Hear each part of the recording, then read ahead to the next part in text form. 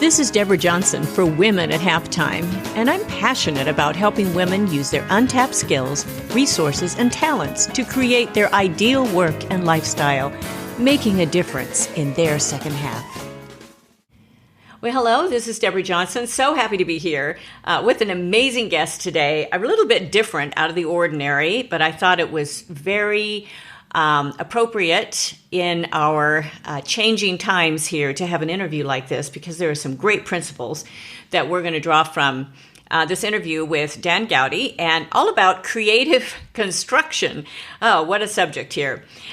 Just a couple reminders here to begin with. LearnMusicAgain.com. It's open. The card is open right now. If you have any interest in getting back to your music, which is a great stress reliever, by the way. And I've heard this over and over for people that used to play that want to play again. So this is the place for you. LearnMusicAgain.com. Lots of free downloads there too. So just make sure you at least take advantage of those. So we're going to get right into this. So tell everybody hello, Dan. Hey, how are you? Thank you for having me. Yeah. And Dan looks like, sort of as I look, we are doing this live interview here. Well, this will be recorded as you hear it, but, you know, he kind of looks like one of those mountain men. You know, I get that a lot. Yeah, I do get that a lot. He's got the red beard. He's got everything going. So I just left my mother's house, and she just says, "Could you cut some of that beard off, please?" Yeah, okay. So you can tell what kind of interview this is going to be. Very low key, but he's extremely good at his job. And because we have used him actually in construction, and I just felt like it would be a very interesting interview. Why don't you tell us a little bit about your background and when you started your business, because you've been in business for quite a while. Yes, been in business just a little over 20 years. Okay. I started my business. I actually went to college, played soccer in Chicago, and got a business marketing degree with a Spanish minor. And as my mom likes to put it, came home and decided to dig holes for a living. But I started my business when I was 22. Literally started out mowing lawns. That's all I did. I tried to mow the straightest lawn that you could. I did it the best that I could. And when one thing led to another, and somebody asked if I could do a small concrete job for them, and I said, absolutely. Yeah. And I literally Googled how to do concrete, and did such a horrible job at it. Because concrete, I don't know if you know this, it dries fast. Yeah, it but does. I did such a horrible job that I had to rip it out and redo it. Yeah. But it was perfect the second time. Yeah. And that's kind of how I've built my career, is trying to make sure that I do things the right way. And one thing led to another, and kind of fell backwards into a profession that I love. I'm extremely passionate about, and now I'm blessed with the opportunity to do jobs that I never would have imagined. Wow. In the custom field. You know, I love it that you said, you know, you had to rip out the concrete, because I think you've told me about a pool that you had to also rip out or something. Oh, we're talking about that. Yeah. Oh yeah. No, it was a hard lesson. I took on a job that I can honestly admit I shouldn't have taken on at that time. Yeah. Which reshaped my career. Yeah. Because I'm somebody with an extreme amount of confidence in myself. You've been talking to me for a while now, so you know. And so it's hard for me to have to admit that I shouldn't take on something. But I had a job that the entire pool cracked. Yeah. And it was a big fix. You know, though, I think that's really important because in my area that I've been in a long time in music, there are certain jobs people take on that they should not be. They're not right for the gig. Exactly. Okay. So, but I think that's in any field. But a lot of people are reinventing themselves. And so they're wondering, well, should I go into this? Do I have what it takes? And I want to encourage people to move forward. Yes, you do have what it takes most of the time, but you want to make sure you are as prepared as possible and be willing to make mistakes. And the only way to do that is to not skip any steps. Yeah. And that's... I skipped a step and took on a huge pool remodel. And my dad's a swimming pool contractor as well. And I think subconsciously I didn't call him to get advice because I knew he would be upset that I took the job. Okay. And I made it out of the job. You know, I still, but that fix was a very expensive fix, but I stood behind it. Yeah. You know, that's what you have to do. But right. People, in my industry, it's easy. The process from a gardener to a pool contractor happens all the time because when times are slow, guys throw their lawnmower in their truck and they start mowing their friends' lawns. And that's a good, they're making a living, they're working. And then somebody says, hey, can you pour some concrete for me?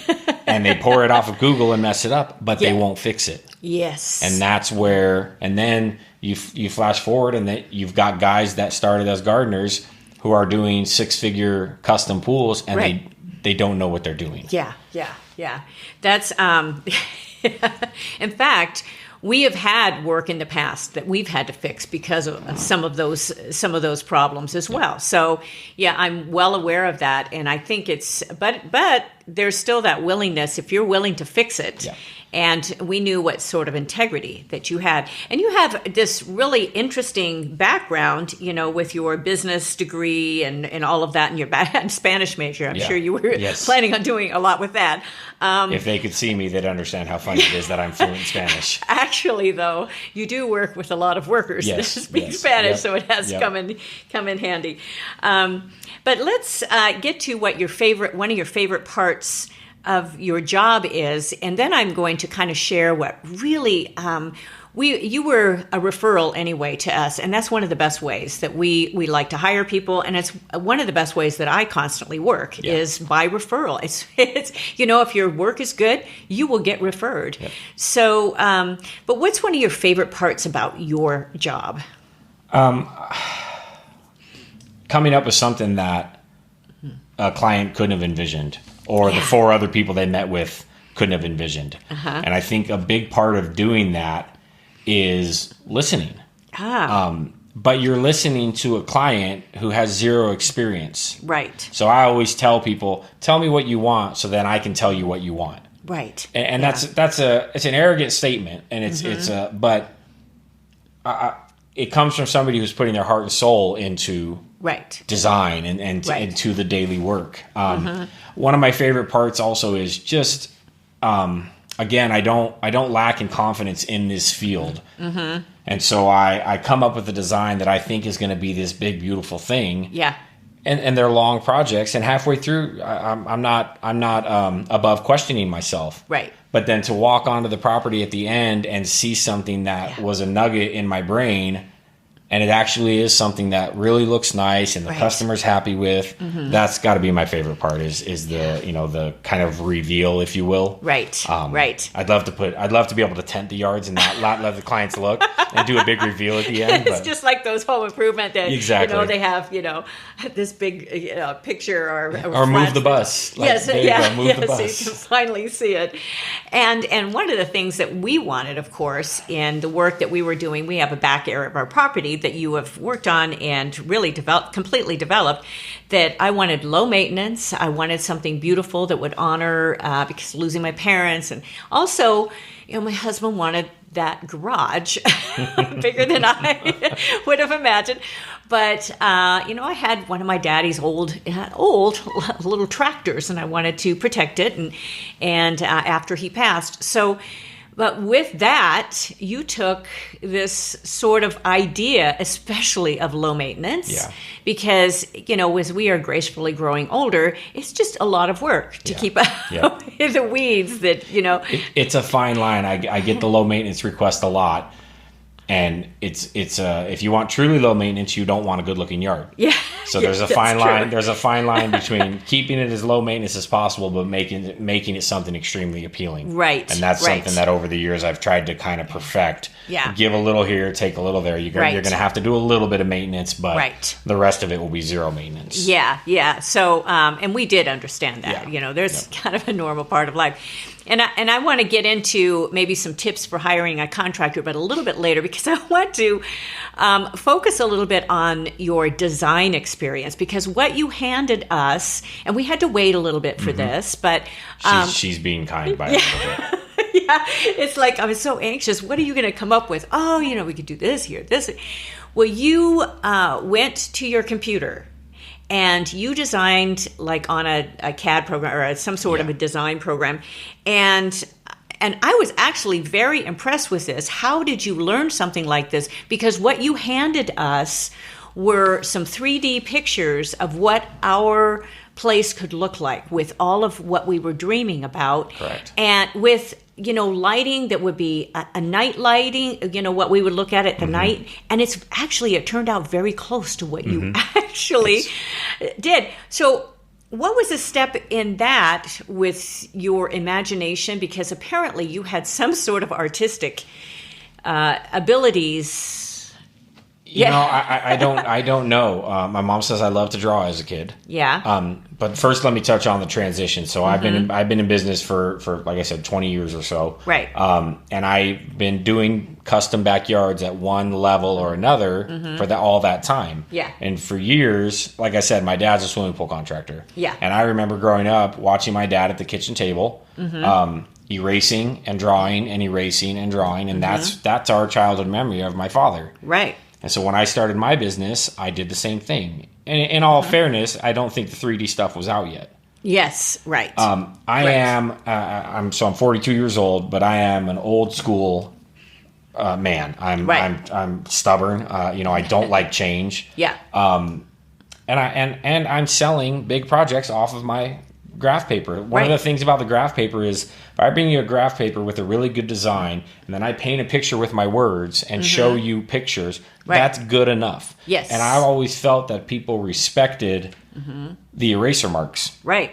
Because that shows that I did the work. Right. I spent time, and that was one of my fears. I had a lady once hire me off of my graph paper. And actually, we're working for that lady right now. We're doing. This was for their front yard 3 or 4 years ago, and we're doing their backyard now. Wow! But she told me, she says, you really need to update your bid process. You've seen my contracts; they're not super professional, but I'm a man of my word, so I don't really care about the contract. That. Yeah, right. And then I drew a graph design for them, and they had got bids from other people with these 3D programs. And so she's telling me you really need to update your process. But she's telling me this as she's signing my contract. So I always kind of brushed that off. But then I just thought, maybe. And so I found a program I liked. I got it, and I had a job in Riverside that I had designed a section of the yard that was sentimental, kind of like your arbor area out here. Right. And it was a garden area. And I sold it to them on graph paper. And that was I think that was like $30,000 of the project. Yes. And they couldn't visualize it, so they took it out. Oh, interesting. So then I got the program, and I thought, well, I already have this design. Let me convert this to 3D. Yes. So I did it, and then you can make a video, and you can do it. And I did it, and I sent the video to his wife. Yes. and he sees me the next day. He's like, "You're a real jerk, you know that?" So they added back all the stuff. But that was I kind of see it like this. This 3D program allows you to have a front row to what's in my head. Wow. And it's my passion. I love every bit of it. I like to look at it as... maybe it's a silly statement. Sometimes you hear rappers say it or basketball players, but I feel like I have perfected my craft. Yes. And this just took it to a level that, it blows the competition out of the way. Yes. If they're not coming with a 3D design. But anybody can design a 3D design, but I listened to you in our bid process, and you talked about the sentimental value of that arbor and that area, and I don't care about anything else in this yard. I love that, and I put my heart and soul into that, and that's kind of how I like to try and do it. Yeah, because that was most important to me, because my dad had built that very, very rustic galvanized pipe, above those grapes that had originally grown on their property. My mom's where she grew up too. So that was very sentimental. Yeah. And your vision for that, as you put the 3D together, it did make, and I remember you telling me, you said, I'm most excited about this little part right here. Yeah, I think it's because there's a story behind it. It's exactly it. Yeah, and and we retrofitted the heck out of that thing and changed the angle of it, but it still has the same integrity. Sure does. You still get to look up at that thing, and that is the thing that your dad built. It's right there. Yeah, I have a video of you taken with that tractor, trying to... And my husband Greg saying, we were the ones that had to lift that before they got the tractor. So, and my dad was 80. I mean, wow, what a memory. What a memory. But, bringing this up too, I love the fact, coming from old school, because I'm definitely this way. I'm even admitting that, yes, I'm even older than the 42. But the old school, pencil and paper for me, that's where it starts, and the integrity starts there, and then using the tools to enhance. I use a lot of tools, a lot of tech tools. Actually, next week's podcast is, our episode is on the technology. But I think we can get so overwhelmed by some of the tech tools that we forget the real basics, like the basics of communication, the basics of all of those things, and that we end up trying to rely on these other things that will be a lot of bells and whistles. It's just like music in a way. If you can only play in one key, which I know musicians that can only play in one key, they do work, but there's a limit. How much they can do. So I know that because there are keyboards that will change keys for you. Well, and the way it relates is like you were talking about. So I didn't say this in the beginning, but so 20 something years of it, I'd never advertised. Yeah, Every single thing is word of mouth. So you can get you can get a 3D program, you can have a good design, but if you can't follow through with it, it's only going to get you so far down the road. Exactly. And that's, like you said, I don't have to put in the work because I've got a 3D design for them. Well, it doesn't work like that. Yeah, and actually, when I asked you the question, how do people contact you? You said, I really don't need any more work, and I'm not looking for more work. Well, and it's I don't know if embarrassed is the right word. It's I don't like the way that sounds. Yeah, like I'm so good, I'm so busy. Yeah, but so I'm a family man before I'm anything. I'm married. I have 3 young children, and so that's my life. Yes, I'm a father before I'm anything else. Right. But it doesn't work like that. I want to focus on that and be able to go to their my son got a reward now we can't go right now because of COVID, but they get a Student of the Month award. Well, I'm going to be there. Yes. Now, I know very well that kid's not going to remember me being there when he gets older, but I'm not missing those things. But you'll have the picture. That's exactly it. That's exactly it. As having now adult children, we've got the pictures. Yeah. We've got the proof that we were there. Yeah, definitely. So, in learning that the technology, I'm just going to kind of touch on this because there's so much I want to get to today. The tools that you had to learn, was it difficult for then you to learn some of those tech tools? Because when I look at you, I don't think of you as really a technology and I'm not at all. Yeah. So, in you doing that, learning that 3D program, what was your process, if you can remember? Was it really difficult, or were you so motivated that it didn't even matter on the time that you spent and how to learn it? I wasn't motivated at all. Like I said, I'm stubborn. I don't like change, but I thought, okay, I want to evolve with the times. I want to, and it'd be cool to be able to see what's in my head before I give it to someone. It was extremely easy. My concern was the process of getting started. So when I would draw on a piece of graph paper, I draw the fence of the yard, I draw the house, and then I would take my, it's a compass, right? That you do the radius. I would take my compass and I would plot. So let's say I was designing a pool. Yes. I'd put it here and I'd draw an arch, and I didn't like it, I'd erase it, and then I'd do another one. So that silly little process of getting started is what was a concern for me. Yeah. It went away really quickly. Wow. This program, it's basically your mouse is a pencil. Wow. And it has expedited the process. But for me, over the years, I've kind of realized, I used to think that, like we talked about, it takes me a while to get a design back to clients. Yes. But I used to think I was procrastinating. And 2 or 3 years ago, I realized when we met the first time out here, the second I walked away, I was designing it in my head. And over the next few weeks, I was putting together a design in my head. And then when I finally sat down at my computer, it spilled out. But the transition between the two, people shouldn't be scared of it.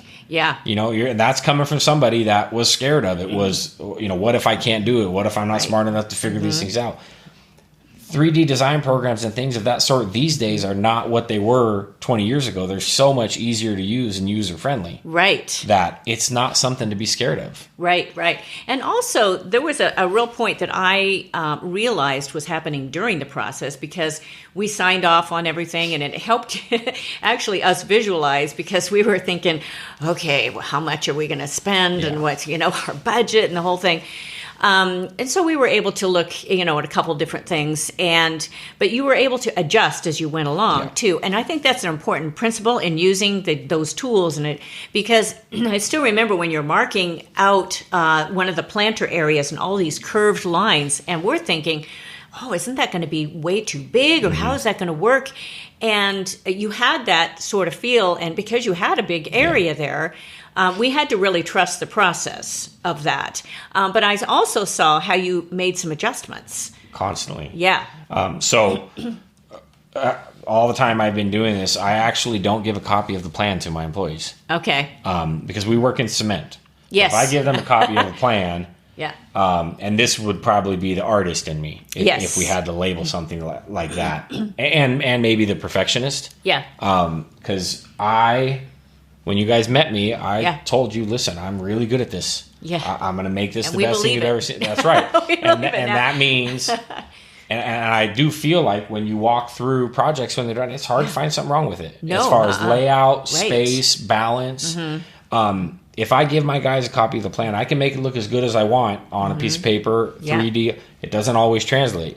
Right. Like you see, the garage is a completely different angle than what was on the design. Exactly. Yeah. And so every time I walk up to these jobs, something will hit me. And if it hits me and I think, oh, that planter should be a foot bigger, I want to be able to do that. Right. And the other thing is not have to, I need a little bit extra money for that. So I like to get my price when we start, and then you don't hear a whole lot on little things like that. Right. It gives me artistic freedom to, make it right in the end. Yes. Yeah. And to make sure you're not afraid to adjust. You're not going to lose face. Right. You're not going to do anything like that. You just want to make sure it's right. I want it to be perfect in the end. Yeah, and, right. I feel like I get it as close to that as I can. Right. Working with concrete materials. Right. And working with some of those materials, which was it's a fascinating project for me. Yeah. To see the construction process, because my father was a fireman always do extra projects. Yeah. So he in fact, cement tools was one of his, basic businesses with his family for some years too. So, but that process is really fascinating to me, and how the pouring and all of the rebar and all of that went on, and the filling in. There were just so many steps that it took. Right, and you can attest to the fact that there's a bunch of steps that aren't pleasing. Yes, yeah. They don't feel like we're getting anything done. Right. Everything's underground. It takes half the project before we start getting to see some of the nice stuff, some of the wow factor, and that's always on every job. That's always something that we have to deal with, and And watching that huge hole that for our garage that was being dug. I mean, how many feet down? Was it 5 feet, 6 feet? I mean, it was 4 feet. Yeah, at least. I mean, down, because we had an uneven land to begin with, and all the fill, but to make sure that garage was going to be, and that gave us comfort as we saw the foundation and the solidness of that foundation. We knew probably the house will go before the garage, so. Well, the detail stuff is what gives, that's a big part of it as well, is instilling confidence in the client. Right. My guys ask me all the time, did you see the rebar we tied before we poured the driveway? Yes. Perfectly straight 2-foot squares. Yes. Yeah. And I catch them sometimes, well, does it have to be perfect? I said, no, it doesn't. But a client walks out and sees that, and then, oh, wow, that's quality work. Quality work. work. We always try to stick with those kind of things. Right. So, can you briefly touch on, because we've just come through this pandemic and COVID, and we're not all the way through as we record this. I tell you, there's so much uncertainty, but the construction industry was deemed as essential. So you've been able to keep working. Yep.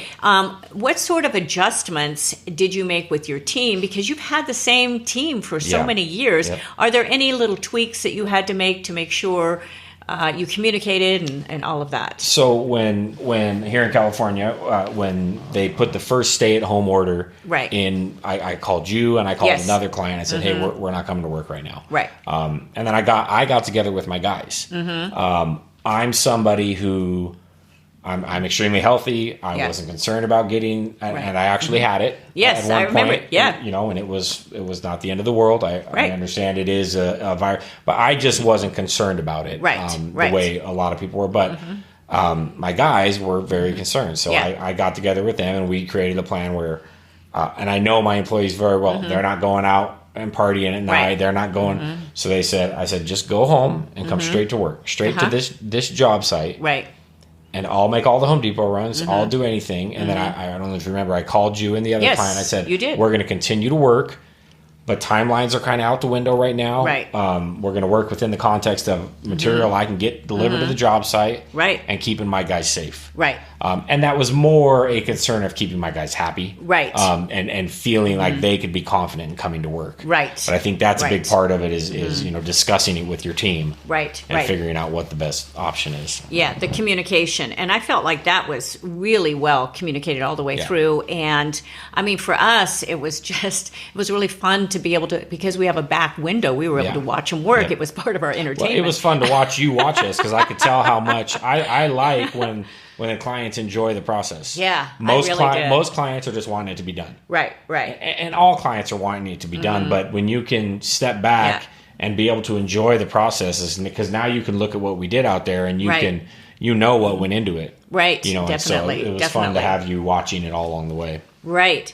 Well, before we are going to get into steps for hiring a contractor here in just a second, but you have both employees. I want to really touch on this because I've been an independent contractor in music business. In fact, I've got separate contracts for speaking now, but you've got regular employees and independent contractors. Correct. And so kind of explain how you have worked that in your business of construction, just briefly. So for years, we did everything in-house. Okay. And then I think maybe 4 or 5 years ago, I decided I tried to grow the business because I started this thing mowing lawns and I had gotten to a certain point, which I was very happy at. But then my inner voice is saying, well, how far can we take this? Yes. So then I grew. I had, multiple trucks, multiple employees, and I hated every second of it.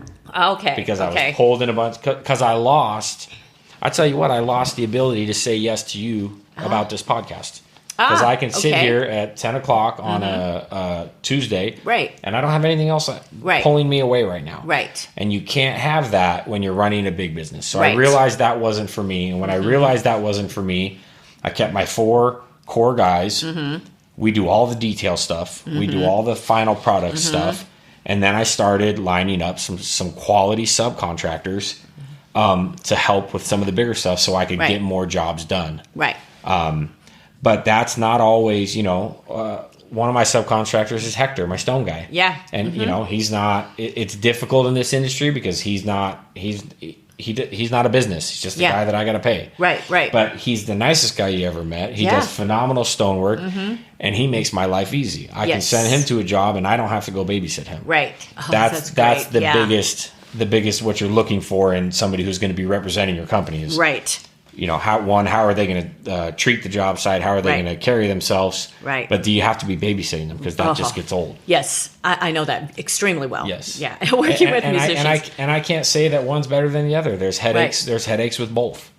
Right. Definitely. Yeah. And there's a little more security you feel, but then you're tied up too. So, definitely. So, I just wanted to touch on that because, especially in California, they're talking about, with the independent contractors and what that means. And I've worked with Disney for years. I mean, it's just, they keep changing the rules. Yes, it's very difficult in California. Yeah, very difficult. So, well, now I want to get to this. And I know we could probably do a whole session on this, but we're going to spend a little time here because I'd really like to touch on some tips for hiring a contractor.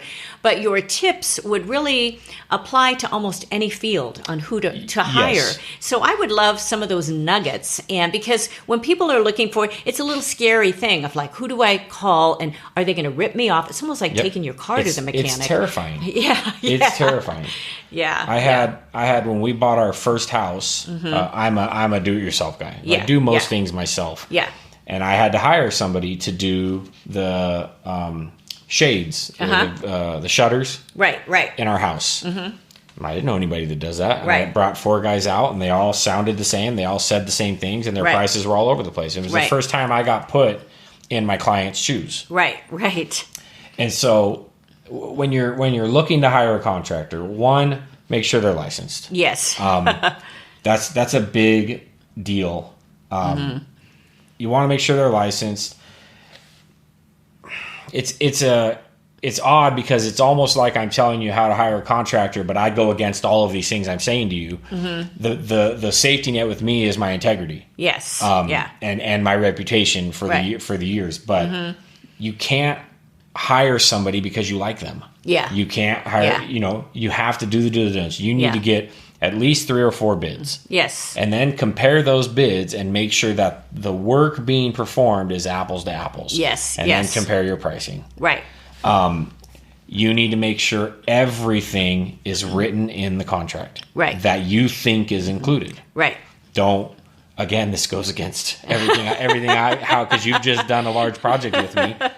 But I'm a man of my word. Right. That is a rare find in my industry. I work in an industry full of people who didn't have anything else to do, so they started doing construction. And so what happens a lot of times is a lot of people didn't have anything else to do, so they got into construction. Yeah. So I work in a field with people who maybe don't know what they're doing as much as they should, and honesty is hard to come by. So when you're looking for a contractor, and there's another thing, so some of the projects I do now are bigger projects, some of them are smaller, but in any size project, I always look at it like this.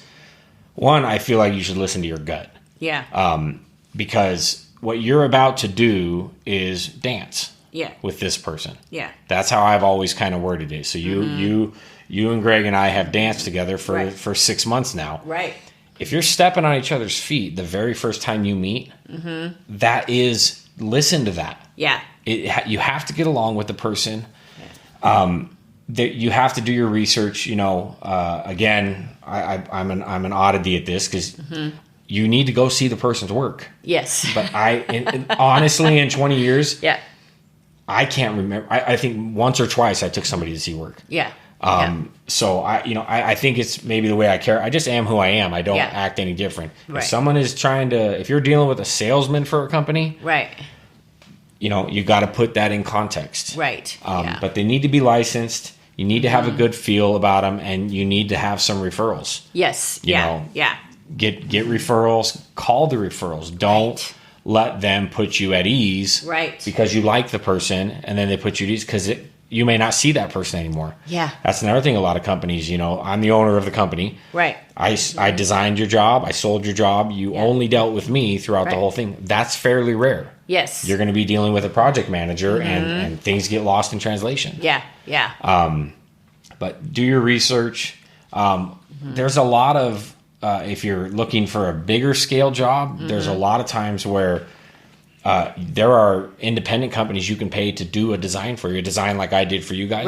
Right. Now, it's going to run you anywhere from $3,000 to $5,000, based off of the size of the job. Right. But what you're doing is you're spending that money up front to make sure every bid you get is apples to apples. Yes. And that's a smart thing to do. Right. But I found it's hard to convince people to. Now, I don't sell my designs. I don't get you don't get my design unless you hire me. Right. But there are people that do that as well. Right. Of course. And then another thing I want to touch on is payment plan. Okay. Yeah. So that's a very big thing, and I've had to adjust mine over the years. There are laws in California; they cannot request more than $1,000 down or 10%, whichever is less or more, whatever it is. But I don't get a check until the end of the first day. Yeah, because there's no need. There's no need to. Right. But I also, again, I'm an old school guy. your signature on the contract really means nothing to me. The handshake is the thing. And if you changed your mind, I'm not going to hold you to it. And then I've got to give you a deposit back. I don't like any of that. Right. But the other thing is this: you want to have a payment plan you're comfortable with. On some of these bigger jobs, like I tell my customers, you could write me a $100 check every 30 minutes. Yeah. You know, I don't care. But the one non-negotiable is 10% retainer for the end. Yeah. That's what it should be. What that means is they need to come. You're not going to give them the last 10% of the project until they're 100% done. Right. In some bigger projects, you need to worry about things like material liens. Yes, that's a big deal. You want to make sure that so in my industry, the only thing that I pay cash for everything as I go, but concrete's the one thing I have an account. Yeah. And so my clients get a letter saying, it's called notice of right to lien, and they're basically saying if I don't pay my bill, they're coming after you. Yes. So you need an unconditional release in your hand before you release the final payment. Right.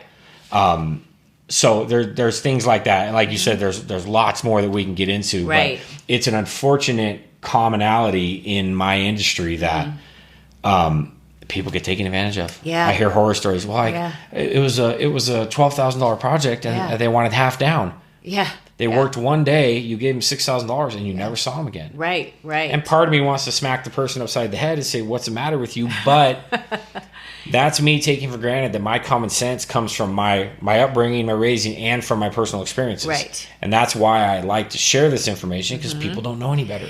They don't, and they're so emotionally involved, but it's the ignorance. And again, it's just like bringing your car into a mechanic. Once you trust that mechanic, we've had the same one for years we knew we could drop that car off. He's not going to take advantage of us. So at the same thing, though, true, although there's different types of work. And when I asked you what your specialty, what you felt like it was, I still remember you saying, it's stone, it's masonry.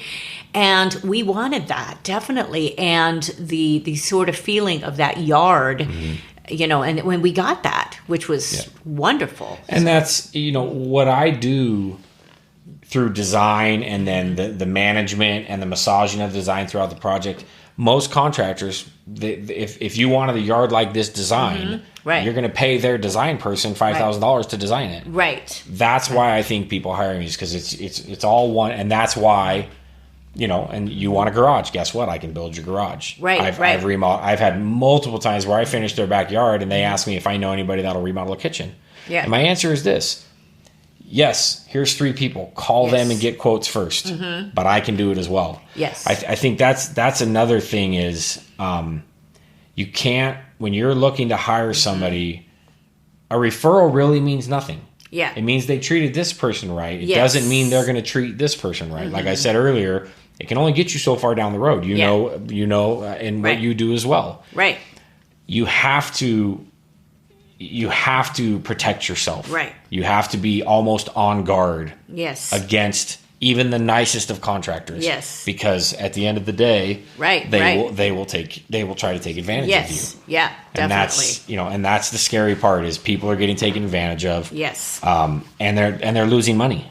Right. And that's a harsh reality of our industry. Yeah. And because it's so emotional, and you're dealing with, your property, and you're wanting things to be done, and then it gets dragged out, and the whole thing. Yep. So, and actually, and I've served as I was just talking to one of our sons, I've served as the contractor before, written up, done those slides, so the plans and everything. And so when I got the plans from you, I knew what was involved. Yeah. I did not want to. Yeah. And you also, when it came to the garage, you had a separate engineer make up those plans that was experienced just in that area. It wasn't, you made sure that you subbed out what needed to be subbed out. So I subbed out. So I always joke, it's usually about electrical. My electrical knowledge ends very abruptly, and it's right before I feel like I'm going to burn your house down. Yeah.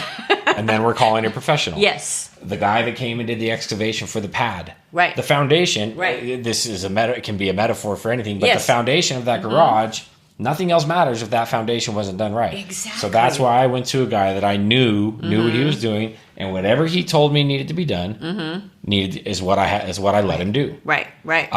Because that's the other thing, is as I've moved forward, I love I've perfected my craft in a lot of these areas. I also have gotten to the point where I'm okay delegating. Right. I don't have to know everything. I don't have to have everything done my way. Right, right. As long as I'm confident in how it's done and the longevity of it. Right, That's an important thing. Good. And I think that's really an important part of running a business. You've got to be able to do that. You've got to have the trusted people. It's just hard to let go. But if you don't have the trusted people, you better just keep doing it yourself until you find those people. Yeah. And it took me years to I've done it wrong every way. Yeah. And that's but I not wrong every way. It's just every time I thought, okay, this is the best way to run the business. Yeah. Then the next year comes along and something else pops into my head. So now I've just reconciled myself with that. Yes. It's just it'll be like this for the rest of my life. Yeah. Because I like to do, if I just stuck to one thing, I could probably get it a little bit better, but I enjoy building a garage for somebody. Right. I enjoy remodeling. I love construction. Yes. All of it. And so it's hard pressed to get me to say no. For things. Well, and I think that's a really, really important point that we can kind of end on here is that willingness to pivot, willingness to change, because people are kind of stuck and they're going, okay, so what am I going to do? I mean, I know, some meeting planners that have just, they had everything canceled, wedding planners, everything. And now they're trying to reinvent themselves, but they feel like they're spinning. What are they going to do? And I think some of the points of you calling upon some of your past interests and your work, and you've gradually just built this. And there's a lot we can do with marketing, but and you have to keep that going. You can't quit marketing. Right. But a lot of times that marketing is your word, and is your work that you have. That's the biggest. That's a mistake I think people make is, and I make it all the time when I say I don't advertise. I do. I'm doing it through my work and my, and my customers, and that's my marketing. That's my advertising. Exactly. It's by you telling the customers, yes, I do have time for another little job, or all of that sort of things. Yep. And you keep some things, and I know that you keep some things on the back burner when there's rainy days. You can fit in other things, and you say,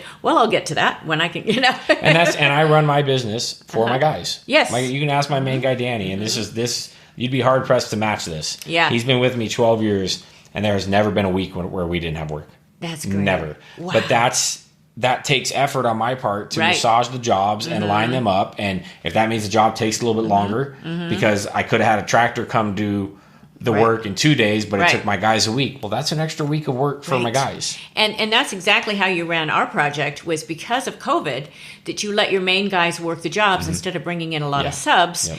And we were able to see them working every day by hand. Yeah. And we had a lot of underground irrigation pipes that we didn't even know. Yeah, like an underground railroad. Yeah, it was like, this property is like, what was going on around it? The road to nowhere underneath our backyard. So anyway, but I just to kind of review a couple of the things that you brought up, which is a nice cap to our time here, is number one, you said, not to skip steps. You want to make sure you go and be willing to fail. I think that's a very good point. Huge. Yeah. And number three is listening. A lot of people are not really listening. You're thinking, oh, I can do this. I can do this. Listen to that client. Be able to adjust. That's another important point.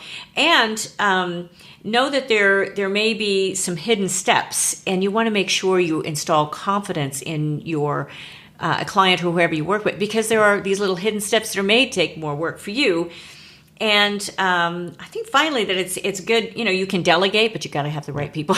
You definitely.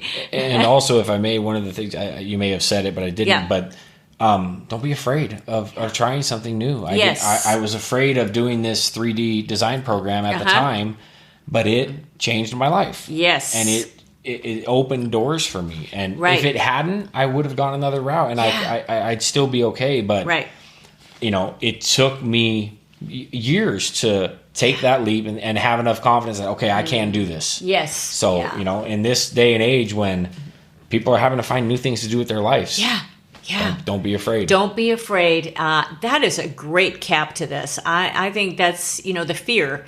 In fact, it's the number one obstacle for people making a change or pivoting after the age of 40. Because all of a sudden you're thinking, well, I can't do that. How can I, I don't have any experience in that. Yeah. You've got to call upon almost everything that you have, and you do have what it takes, but you have to try it. You can't, you can't be afraid to try and fail. Exactly. How many times have I failed of little things and struggled with some of the tech? And I'm a techie, but boy, I tell you, there's been some things that I've definitely struggled with recently, trying to, because I don't have everything standardized. I think that's one of my problems with technical things. So, well, Dan, thank you so much. You're this has welcome. been really fun. I enjoyed for me. it. I just really, really wanted to bring, some of this, because I think it's a very applicable subject for almost any field.